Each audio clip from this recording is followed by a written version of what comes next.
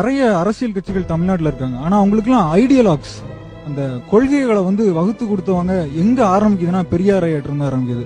இப்போ கம்யூனிஸ்ட் தத்துவங்கள், கேபிட்டலிஸ்ட் தத்துவங்கள், நிறைய தத்துவங்கள் இருக்கு. இந்த மாதிரி இங்க உள்ள கட்சிகளுக்கு வந்து ஒரு திங்க் டேங்க்ஸ் இல்ல. ஆனா பெரியார் ஐயா ஒரு பெரிய திங்க் டேங்க். அவர் எழுதின புக்குகள் இப்போ அண்ணா சென்டின் லைப்ல ஒரு ரேக் ஃபுல்லா இருக்கு. ஸோ அந்த மாதிரி நம்மளுடைய சிந்தனைகளை செதுக்கிறார்.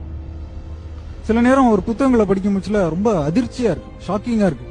இப்படிலாம் இருக்கா, இப்படிலாம் நம்மள இவ்வளவு நாள் நம்ப வச்சுட்டு இருந்திருக்காங்களா, இதெல்லாம் ஒரு டெலியூஷனா அப்படின்னு தோணுது.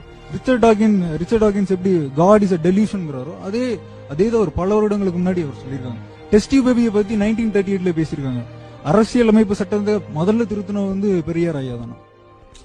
சோ இந்த ரேஷனலிசம்ங்கிறதா நம்ம சொசைட்டியை வந்து ப்ரோக்ரெசிவா கொண்டு போகும். படிப்பதுதான் நமக்கு முக்கியம். இந்த மாதிரியான தாட்ஸ் இப்போ கூட கான்டெம்பரரியா எடுபடும். இப்பவும் நிறைய ஆதிக்க சக்திகள் நம்மளை வந்து கண்ட்ரோல் பண்ணிக்கிட்டே இருக்கு. நம்ம reason, French revolution reason, rationalism இது மூலமா தான் வந்துச்சு. இந்த மாதிரியான ரெவல்யூஷன் இந்தியாவிலையும் வர வாய்ப்பு இருக்கு. அதுக்கு இளைஞர்கள் இந்த மாதிரி ஒரு ஆயுதத்தை எடுக்கணுங்கிறத வந்து பெரியார் ஐயா இன்னும் சொல்லிக்கிட்டு இருக்காரு நினைக்கிறேன்.